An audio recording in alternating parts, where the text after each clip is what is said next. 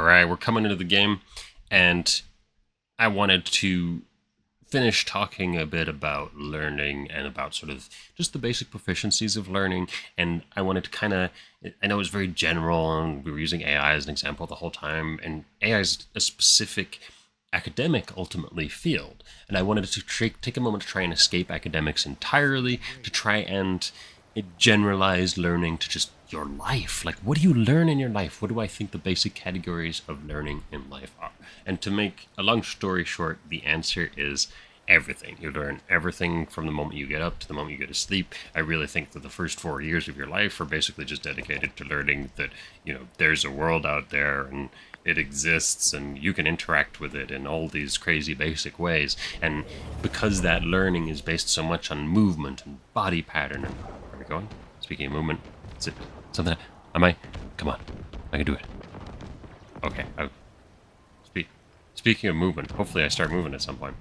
But you spend these early years of your life figuring out movement, figuring out body patterns, figuring out all this other stuff, figuring out how to sort of interact with your space and to create sounds. And it's incredibly social, and it's all about sort of how do I survive in this crazy little world, but it's also all about how do I find pleasure and how do I enjoy myself. And you really are, from an incredibly early age, you're starting to explore the full philosophical range of life, and why am I here and what is going on? And these are the questions that are tearing apart your mind when you're young, or at least that's what I feel. And as we go older, we sort of start to make assumptions, and we start to figure out some solutions to these things that work for us, and we talk to people and we get this experience, and that sort of flattens out our learning experience. And at a certain point, people teach us the word learning, and we apply it into the context that we learn about it in, ironically, and that's in school. So in school you get given this idea of learning, and learning is you sit down and you look at the book and you keep hit the face in the book until eventually the book goes into your brain, and then you've learned and you're good. And that becomes tied up with our idea of learning, and we forget that you've obviously been learning your whole life. Since the second you popped out, it's all just learning.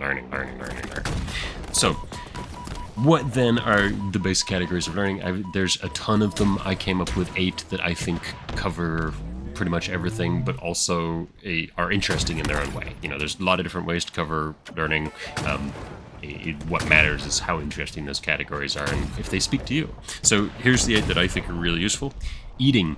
There's so much learning about eating and how to prepare food, and what's inside that food and what it does to you, and how to interact with the food, and what food means. And people care about food and they love food and they find it in all sorts of different crazy places, and they do all sorts of different fascinating rituals with it. Food and eating is just one of the most important things that people learn about in their lives. People love it. It really is. It's a classic example of how to learn. So sleep. Oh my gosh. People learn about sleep. They come up with ideas about sleep. They share their dreams. They learn techniques to fall asleep better. They count sheep. People have this fascinating relationship with sleep. It's this huge part of our lives. It's this incredibly key and important thing. I gotta keep moving fast because I'm running out of time here. But exercise, right? Obviously, people train and exercise. They figure out how to exercise. They do all this crazy other stuff of exercise. Reading is what gives you access to sort of what we think of as the conventional learning of what the academic literature. So if you get the ability to read, and you get the ability to read fast, and you get the ability to read a wide range of topics in detail, your capacity to learn academic knowledge is almost unlimited, right? What is, however, really important is that you have the ability to present that, which is why writing and all the things associated with writing are such things of learning. I'm just going to keep running with it. I guess you get to stare at my face for a bit. Another really important thing that we can learn about is creation. We've already covered all sorts of different forms of writing. This is some sort of biblical creation. This is the act of making stuff, right? We're building stuff.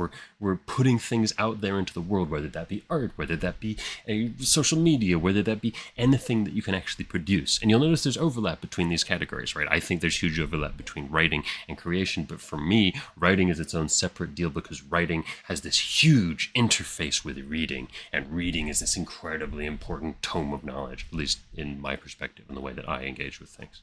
right? So writing and reading have this big pair, and then creating covers all sorts of other things that we haven't already filled in, like obviously in food. From there, there's the two last big categories. Again, huge overlap, and I think that overlap is good and part of what makes these categories interesting. Work and play. We learn so much about work, every sort of different job that you can do, every way in which you can actually take part in an economy and keep yourself going, or that is what constitutes work right now. And work is fascinating, and there's histories of work and studies of work, and yet it covers so much that we've already talked about, and yet there's obviously so much left out. And I think one way to sum all of the rest of that stuff up is just play. That study of play and the history of play and what it means to be enjoying yourself and having a good time and doing things that you love with people that you love. And play is that way that sort of incorporates I'm gonna toss one more in here because I pulled it off the top of my head. Your sociality, your ability to socialize with people and to engage and to have these moments that are really important, whether they be one-sided ones behind a camera or two-sided ones. Those are the ones that are most enjoyable usually for most people involved. Two-sided ones where you're just sharing ideas and engaging with somebody honestly and passionately and having a great time, which is what I hope you do now that this video that has gone on a little too long is finally finished. Thank you so much, and goodbye.